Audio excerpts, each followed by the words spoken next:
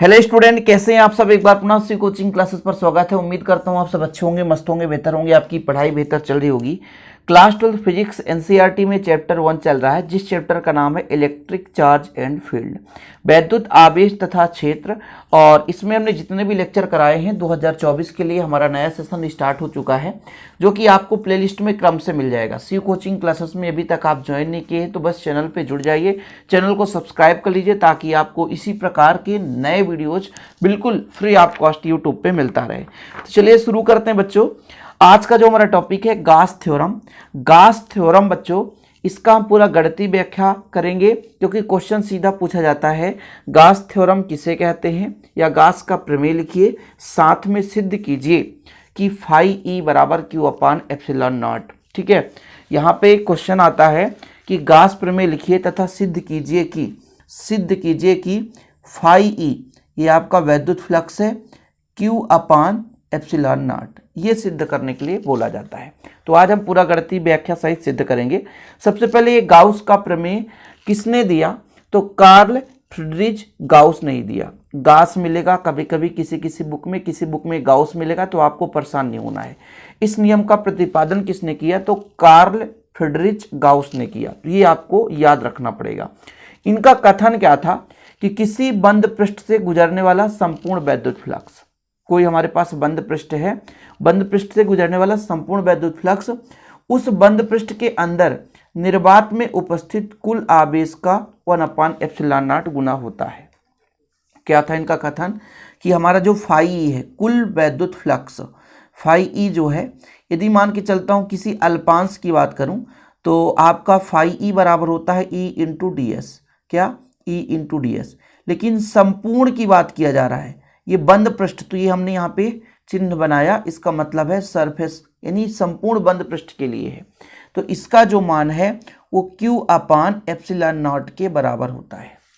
किसी भी बंद पृष्ठ से गुजरने वाला संपूर्ण वैद्युत फ्लक्स का फार्मूला ही होता है ई इंटू डी एस। इसके जस्ट पिछले लेक्चर में हमने वैद्युत फ्लक्स बहुत बारीकी से कराया है। सी कोचिंग क्लासेस में प्लेलिस्ट में जाएंगे तो क्रम से मिल जाएगा, परेशान होने की जरूरत नहीं है। तो बच्चों, वैद्युत फ्लक्स फाई ई बराबर ए इंटू डी एस होता है। ये समाकलन लगा दिया गया, इसका मतलब संपूर्ण के लिए है, बीच में एक बंद पृष्ठ बना दिया गया। इससे ये पता चलता है कि केवल बंद पृष्ठ के लिए है।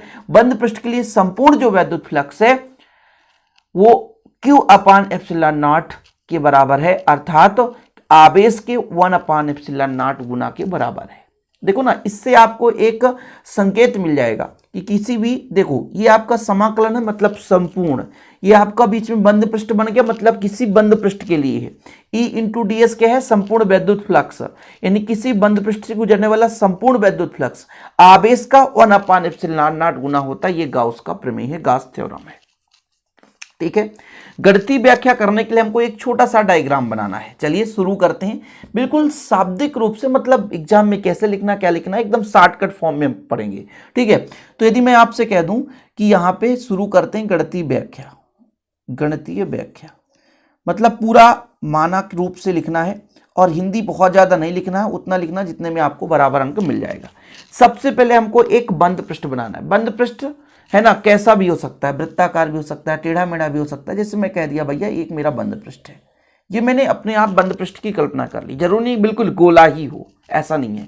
एक हमारे पास बंद पृष्ठ है, और बंद पृष्ठ के मान लीजिए यहाँ पे एक मध्य बिंदु है, कोई भी बिंदु हो सकता है, कहीं भी बिंदु हो सकता है। यहाँ पर एक प्लस क्यू आवेश स्थित है। ठीक है, अब बच्चों इससे आर दूरी पर एक बिंदु पी है, चाहे हम पृष्ठ पर बिंदु ले सकते हैं, चाहे हम पृष्ठ से बाहर भी ले सकते हैं। जैसे मैं कह दिया कि हमारा एक गोला है, इसकी त्रिज्या आर है, इसकी त्रिज्या आर है, तो यहाँ पर बच्चों एक बिंदु हमने पी की कल्पना कर ली कि एक बिंदु पी है। ठीक, अब एक चीज बताओ, प्लस क्यू आवेश के कारण विद्युत क्षेत्र रेखा बाहर की ओर जाता है, तो इसमें तीव्रता की दिशा इधर होगी। ठीक है, ये आपका ई हो जाएगा। ये ई क्या बताता है, इसके विद्युत क्षेत्र की दिशा, प्लस के कारण विद्युत क्षेत्र रेखाएं बाहर की ओर जाती है, तो यहां से विद्युत क्षेत्र रेखा अंदर की ओर नहीं आ सकती, बाहर की ओर होगी। ठीक, ये चीज क्लियर हो गया। अब मैं एक छोटा सा अल्प पृष्ठ यहां पर मान के चलता हूं, एक छोटा सा अल्प पृष्ठ, ये मैंने अल्प पृष्ठ की कल्पना कर ली। इस अल्प पृष्ठ को मैंने माना डीएस। क्या, डीएस। अच्छा, इसका भी दिशा किधर होगा बच्चों, तो ध्यान रखिएगा इसके लंबवत बाहर की ओर होता है, किसी भी पृष्ठ का एरिया वेक्टर एकांक सदिश जो बच्चों जो हमारा दिशा है उसका वो पृष्ठ के लंबवत बाहर की ओर होता है। एरिया वेक्टर क्षेत्र सदिश जिसे बोलते हैं, क्षेत्र सदिश किसी भी क्षेत्र पृष्ठ का लंबवत बाहर की ओर उसका क्षेत्र सदिश होता है। तो विद्युत क्षेत्र की दिशा भी इधर है और डीएस यानी पृष्ठ का क्षेत्र सदिश भी बाहर की ओर है। तो दोनों के बीच यदि हम आपसे कहें कितना कोण बनेगा तो आप कह सकते हो कि डीएस और ई के बीच जो कोण बनेगा वो 0 डिग्री का बनेगा। अभी काम पड़ेगा भाई इसमें, तो आप कंफ्यूज हो जाओगे कि सर कहां से आ गया। तो मैंने कहा प्लस क्यू के कारण दिशा तीव्रता की दिशा बाहर की ओर। अच्छा, मैंने यहां पर एक अल्प पृष्ठ माना, अल्प पृष्ठ का समाकलन कर दूंगा तो संपूर्ण पृष्ठ आ जाता है। सबको पता है ना, एक अल्प पृष्ठ का समाकलन कर दूं तो संपूर्ण पृष्ठ आ जाता है। डीएस एक अल्प पृष्ठ है, इसका एरिया वेक्टर क्षेत्र सदिश कहां होगा, बाहर की ओर होगा। किसी भी पृष्ठ का जो एरिया वेक्टर होता है लंबवत बाहर की ओर होता है। बिंदु आवेश के कारण विद्युत क्षेत्र की तीव्रता कितनी होती है, जैसे मैंने कहा ये प्लस क्यू आवेश है, इसके कारण आर दूरी पर एक बिंदु पी है, इस पर तीव्रता कितना होता है, तो 1/4πε0 Q/r²। ये चीज आपको पता है। तो हमने कहा बच्चों यहां पर हम मान के चलते हैं एक बिंदु O है, ठीक है, एक बिंदु O है। तो मान के चलते हैं ना कि माना कोई बिंदु है हमारे पास, है ना, हमारे पास O है, या हम एक मान के सकते हैं कि भाई एक हमारे पास गोला है, गोले का केंद्र O है और इस पर एक बिंदु है जहां पर प्लस क्यू आवेश स्थित है। इससे r दूरी पर एक बिंदु P है जिस पर विद्युत क्षेत्र की तीव्रता कितनी हो जाएगी, 1/4πε0 Q/r²। तो यहां पर थोड़ा सा आप माना मान के चलेंगे। माना कोई बिंदु आवेश Q किसी गोले के केंद्र ऊपर स्थित है और गोले की त्रिज्या r है। यहां से मैं कह दूंगा इसकी दूरी बच्चों, तो आप कह दोगे r, तो यहां से भी यहां r है। तो P बिंदु पर विद्युत क्षेत्र की तीव्रता कितनी होगी, तो जैसा कि हमने आपको बताया कि बिंदु आवेश के कारण विद्युत क्षेत्र की तीव्रता कितनी होती है, आपको पता है 1/4πε0 Q/r²। मतलब मैं यदि आपसे कह दूं E बराबर, तो आप कहोगे 1/4πε0, फिर आपका आवेश है Q अपान दूरी कितना है r, तो r²। इसको बच्चों में एक समीकरण दे सकता हूं कि r दूरी पर स्थित कोई बिंदु आवेश है, उसके r दूरी पर स्थित बिंदु पर विद्युत क्षेत्र की तीव्रता कितनी होती है, E = 1/4πε0 Q/r²। ठीक है। अब बच्चों मैं मान के चलता हूं कि गोले के पृष्ठ पर एक अल्पांश ds है। मैं यहां पर थोड़ा सा लिख दूंगा ताकि आपको परेशान ना होना पड़े कि गोले के पृष्ठ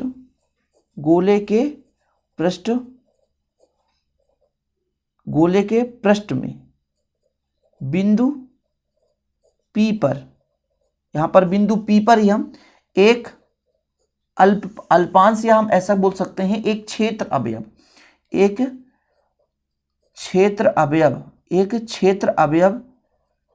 ds की कल्पना करते हैं। ठीक है, एक क्षेत्र अवयव, यहां पर आप वेक्टर लगा सकते हो क्योंकि एक हमारे पास ये सदिश ही है। ठीक है, ds की एक क्षेत्र अवयव ds की कल्पना करते हैं। यहां पर लिख लो कल्पना करते हैं। कल्पना हमने कर लिया। तब किसी अल्पांश से गुजरने वाला वैद्युत फ्लक्स कितना होगा, तब आप यहां पर लिख सकते हो कि अतः क्षेत्रफल अवयव ds से गुजरने वाला वैद्युत फ्लक्स, यहां पर आप लोग लिखेंगे अतः क्षेत्र अवयव ds से गुजरने वाला या गुजरने वाला वैद्युत फ्लक्स को किससे दर्शाते हैं, अल्पांश के लिए हम देखो वैद्युत फ्लक्स फाई एक होता है बच्चों, फाई ई, लेकिन अल्पांश के लिए बात कर रहे हैं ना, क्योंकि एक अल्प अवयव के लिए डी फाई हो जाएगा। वेक्टर फॉर्म में होता है E × ds। ये हमने वैद्युत फ्लक्स में बताया था, ये फार्मूला आपको तैयार करना पड़ेगा। अब बच्चों A डॉट भी जब टूटता है तो AB cos थीटा बनता है। जैसे हमारे पास ये E है ना, तो यहाँ पर आपका E हो जाएगा, तो इसको यदि आप वेक्टर फॉर्म हटा दो तो आपका हो जाएगा E ds cos 0 डिग्री। अब यहाँ पर आपको एक परेशानी होगी कि भाई ये 0 डिग्री कहाँ से आ गया। तो बच्चों मैं आपको स्टार्टिंग में ही बताया था, ज़्यादा लिखने की जरूरत नहीं रहती है क्योंकि एग्जाम में इतना लंबा चौड़ा थ्योरम लिखने में हिंदी लिखोगे तो दिक्कत हो जाएगी। तो मैंने आपको बताया था कि प्लस क्यू आवेश कारण क्षेत्र जो आपका विद्युत क्षेत्र की तीव्रता है ये भी बाहर की ओर है, और यहाँ पर जो अल्पांश माना इसका एरिया वेक्टर भी बाहर की ओर है। तो दोनों के बीच जो कोण है, मतलब यहाँ पर ई तथा ds के बीच का कोण थीटा बराबर 0 डिग्री है। थीटा बराबर 0 डिग्री। बस इतना लिख दो साइड में कि भाई ये यहाँ पे 0 डिग्री क्यों आया, क्योंकि हमारे विद्युत क्षेत्र की तीव्रता की दिशा जो हमारा क्षेत्र सदिश है और विद्युत क्षेत्र की दिशा दोनों समांतर हैं, तो 0 डिग्री बनेगा। तो बच्चों यहाँ पर आ जाएगा डी फाई ई बराबर कितना आएगा, ई डी एस। कितना आ जाएगा, ई डी एस। ये किसी अल्पांश के लिए है। अब समीकरण 1 से मान रख दूं, समीकरण 1 से मान रखने पर जब आप मान रखेंगे तो कितना आ जाएगा, डी फाई ई। अभी अल्पांश ही निकल कर आ रहा है, क्योंकि अल्प पृष्ठ के लिए हमें संपूर्ण पृष्ठ के लिए निकालना है, क्योंकि गास ने बताया था किसी बंद पृष्ठ मतलब संपूर्ण पृष्ठ ई का मान कितना है, 1/4πε0 क्यू अपान दूरी कितना है, r स्क्वायर, और ये ds है तो ds। ये किसी अल्प पृष्ठ के लिए हो गए बच्चों। हमने कहा है किसी अल्प पृष्ठ के लिए है। संपूर्ण पृष्ठ के लिए क्या करना पड़ता है, समाकलन करना पड़ता है। संपूर्ण पृष्ठ के लिए क्या करना पड़ता है, समाकलन करना पड़ता है। तो हम यहां से कह सकते हैं, अतः गोले के पृष्ठ से, अब पृष्ठ का कह दिया मतलब संपूर्ण पृष्ठ है ना, पृष्ठ से गुजरने वाला संपूर्ण वैद्युत फ्लक्स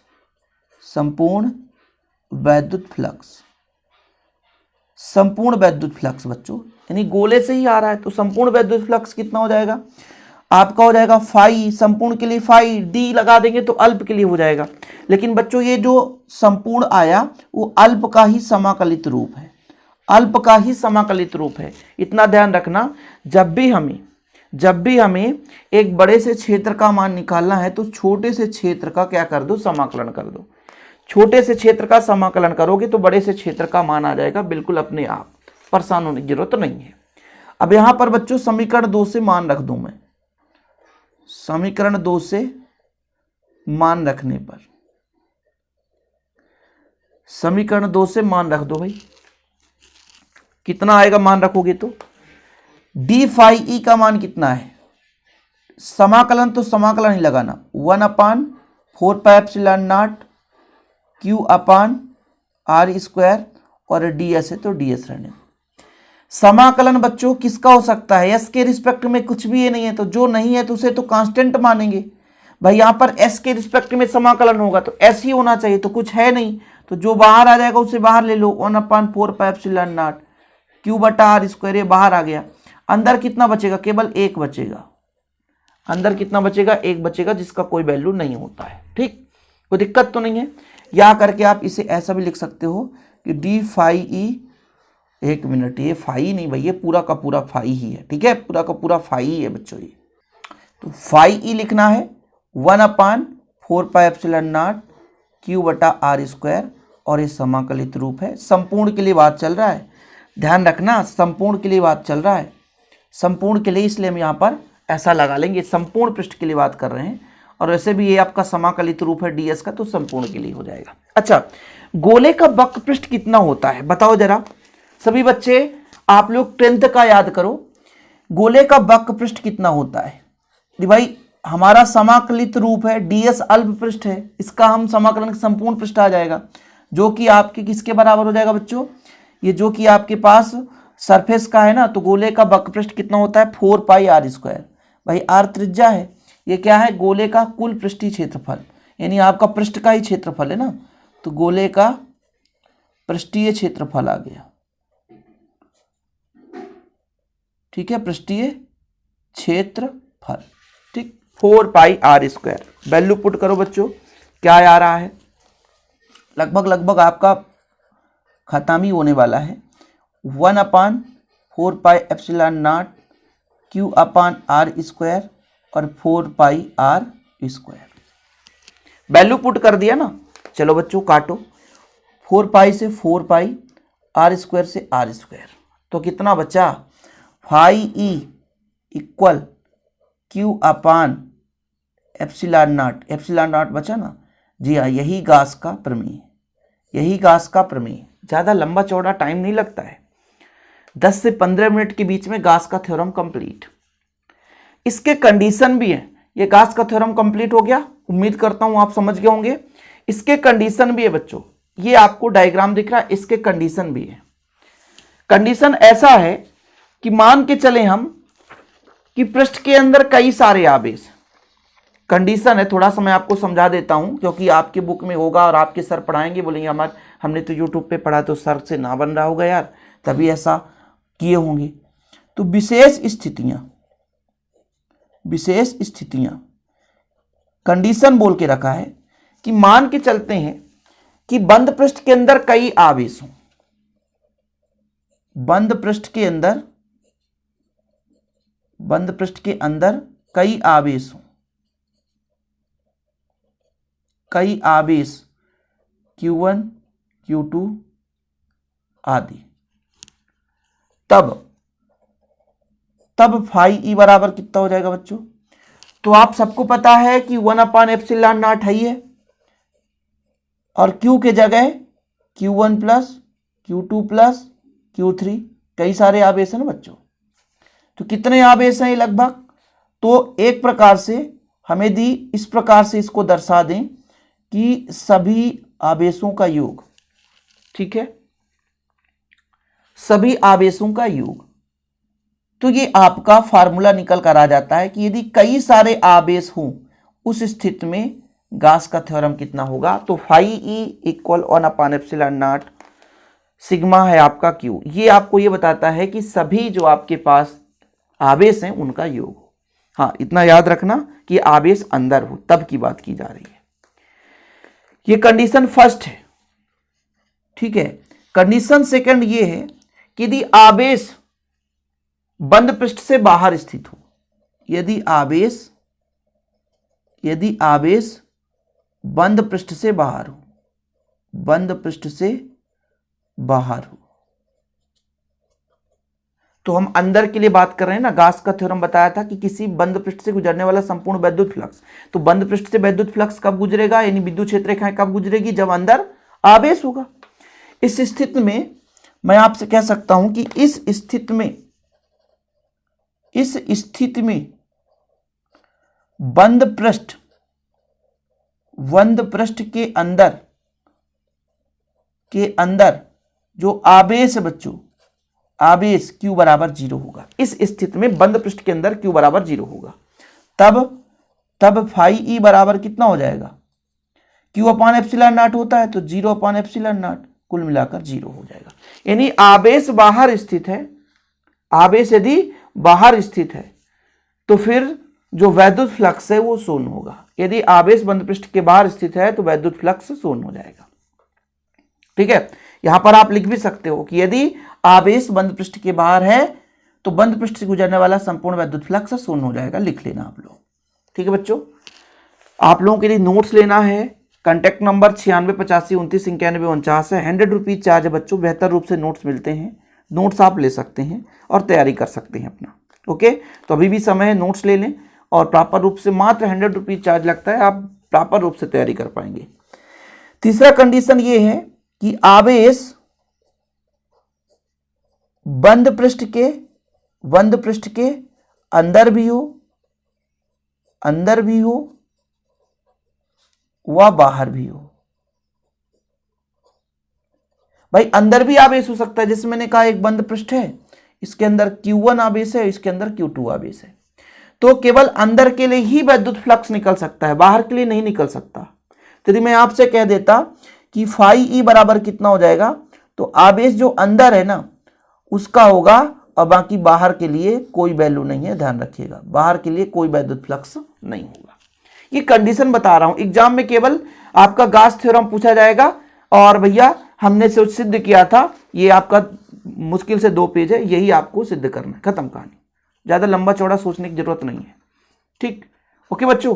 तो गास थ्योरम में आपको सीधा सा मैं आपको बता दूं कि यहां तक प्रूव करना है, यही गास का प्रमेय है, अंतिम में लिख देना यही गास का प्रमेय है, और इस स्थिति में आपका कंप्लीट। इससे ज्यादा लंबा चौड़ा सोचने की जरूरत नहीं है। फिलहाल आज के लिए इतना ही। वीडियो पसंद आया तो लाइक करके शेयर कर दें बच्चों, और आप लोगों के लिए उतना ही मैं अच्छे से नॉलेज दे पा रहा हूं जितना आपके सिलेबस में है, जो आपके एनुअल एग्जाम के लिए योग्य है।